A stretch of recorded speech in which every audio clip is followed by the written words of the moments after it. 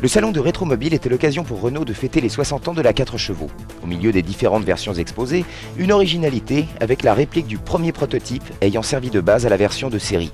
Un modèle mythique qui doit beaucoup à un Allemand, comme nous l'explique Christian Schmalz, responsable du département Histoire et Collection chez Renault. Un 4 chevaux qui a une histoire intéressante puisqu'elle a été quand même développée pendant la guerre sous l'occupation des Allemands. Il était d'ailleurs à cette époque interdit de développer une voiture et puis finalement l'idée est venue du fait qu'il fallait un petit peu s'occuper et imaginer ce qu'aurait pu être la voiture de l'après-guerre.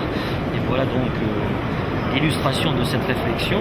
Cette voiture a été développée donc à Boulogne par les ingénieurs de chez Renault.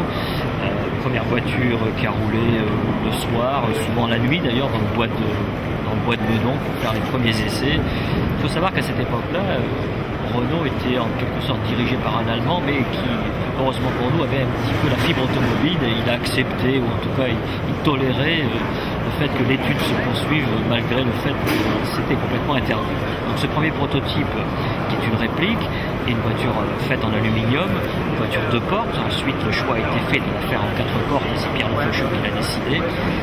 Mais elle illustre bien cette espèce de réflexion et la vision qu'avait à cette époque-là, ce qu'on pourrait appeler le marketing, sur ce qu'aurait pu être la voiture de l'après-guerre.